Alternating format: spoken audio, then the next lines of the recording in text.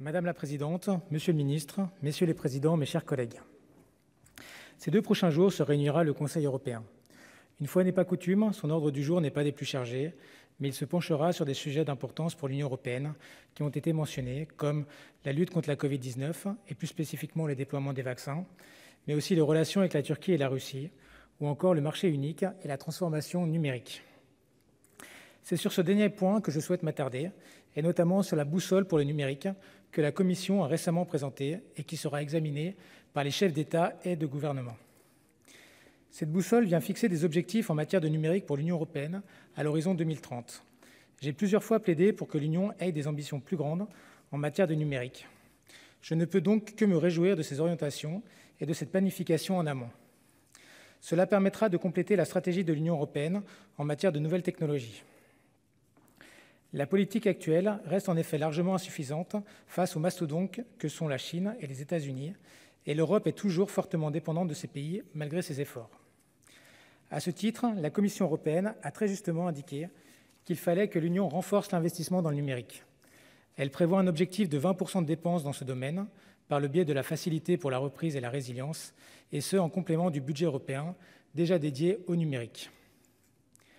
Ces financements devraient alors permettre une véritable transformation digitale et un plus grand développement en Europe des nouvelles technologies, telles que les voitures connectées, les intelligences artificielles ou encore les supercalculateurs. Concernant ces derniers, le Sénat avait adopté une résolution que nous avions déposée avec mes collègues André Gattolin, Claude Kern et Pierre Ouzoulias. Celle-ci rappelait l'importance stratégique du calcul à haute performance et encourageait les efforts faits par l'Union européenne en ce sens.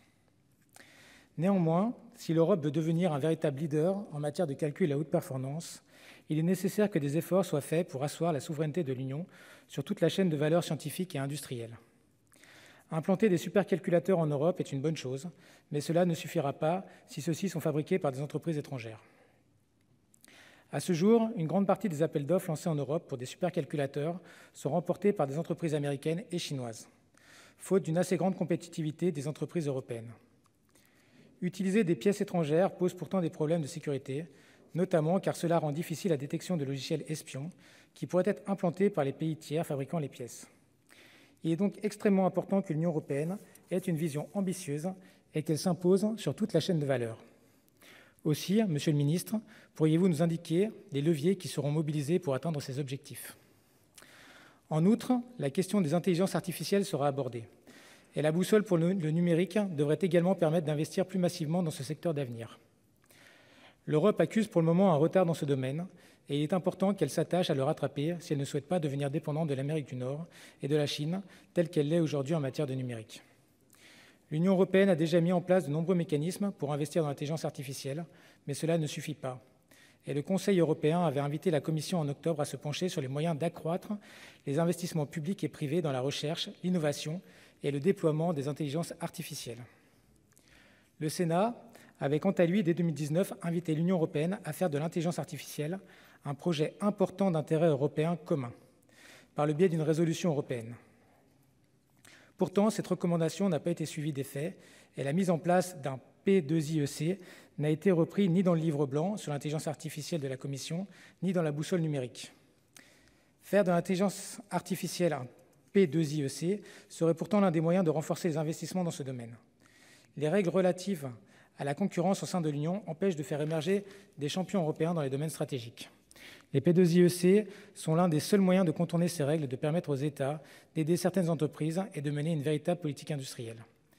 L'intelligence artificielle remplit la totalité des critères fixés pour en bénéficier et des garanties sont prévues pour maintenir les exigences de transparence et éviter de trop grandes distorsions de concurrence.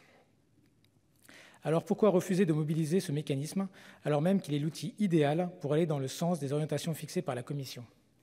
Il ne suffit pas de conclure qu'il faut investir davantage si les moyens dont l'Europe dispose pour ce faire ne sont pas mis en œuvre. Aussi, Monsieur le Ministre, pourriez-vous nous indiquer si la France compte soutenir la mise en place d'un P2IEC pour l'intelligence artificielle? Savez-vous pourquoi la Commission n'a pas prévu de faire l'intelligence artificielle un projet important d'intérêt européen commun? Merci.